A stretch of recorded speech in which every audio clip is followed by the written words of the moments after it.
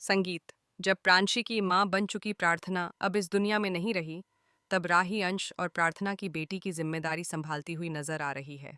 अब प्रांशी भी थोड़ी बड़ी हो चुकी है। हाँ दोस्तों, सुपरहिट टीवी सीरियल अनुपमा में आने वाला ट्विस्ट बेहद दिलचस्प होने वाला है। आपको बता दें कि प्रार्थना की मौत जिस तरह से हुई, वैसा किसी ने कभी सोचा भी नहीं था। प्रार्थना सबकी जान थी।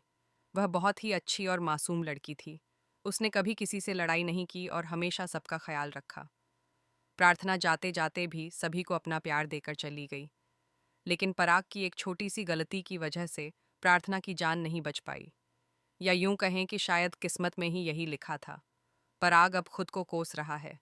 उसे बार बार यही पछतावा हो रहा है कि उसने अपनी बेटी को क्यों जाने दिया। एक बार जो उसकी बेटी घर से गई, वह फिर कभी वापस नहीं लौटी। दूसरी तरफ अनुपमा भी एक बड़ी मुसीबत में फंस जाती है। उसके पैर में पहले से ही चोट लगी होती है। तभी अचानक एक ट्रक तेज रफ्तार में उनकी तरफ बढ़ता है। इससे पहले कि ट्रक अनुपमा को टक्कर मारता, प्रार्थना जोर से अनुपमा को धक्का देकर खुद ट्रक के सामने आ जाती है। इस तरह वह अपनी जान देकर अनुपमा की जान बचा लेती है।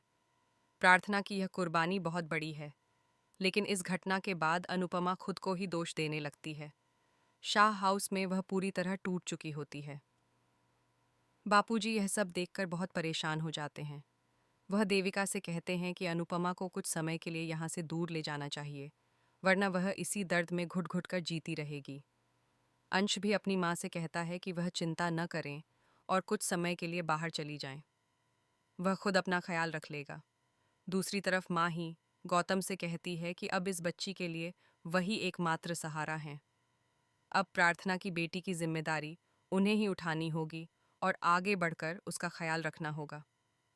पूरा परिवार इस दुख से टूटा हुआ है।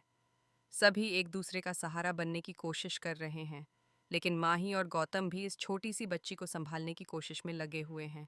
हालांकि सच तो यह है कि वे दोनों मिलकर भी इस बच्ची को पूरी तरह संभाल नहीं पाएंगे। कहानी में पहले ही यह दिखाया जा चुका है कि इस बच्ची का राही के साथ एक खास रिश्ता है। राही खुद भी महसूस करती है कि उसे प्रांशी से एक अजीब सा अपनापन महसूस होता है। वह बार बार कहती है कि पता नहीं क्यों, लेकिन उसे लगता है कि वह इस बच्ची को पहले से ही जानती है। वहीं दूसरी तरफ यह बच्ची भी राही की उंगली छोड़ना ही नहीं चाहती। वह राही से बहुत प्यार करती है। अगर कोई और उसे गोद में लेने की कोशिश करता है तो वह तुरंत रोने लगती है। यही वजह है कि अब कहानी में आगे चलकर राही और प्रेम मिलकर इस बच्ची की परवरिश करते हुए नजर आने वाले हैं। दोस्तों, शो में कुछ महीनों का लीप भी आ चुका है। अब कहानी एक नए मोड़ पर पहुंच गई है। इस दौरान अनुपमा गोवा में रहती है। वह देविका की बेटी और जया के साथ वहां समय बिता रही होती है, क्योंकि देविका को किसी जरूरी काम से अमेरिका जाना पड़ता है। गोवा में अनुपमा उस छोटी सी बच्ची के सहारे अपनी जिंदगी फिर से जीने की कोशिश कर रही है।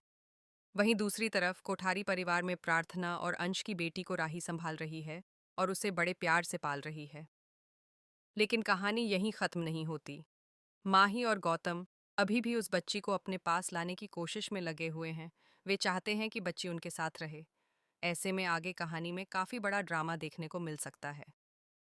अब सबसे बड़ा सवाल यह है कि क्या अनुपमा वापस लौटेगी। फिलहाल तो उसका लौटना मुश्किल लग रहा है।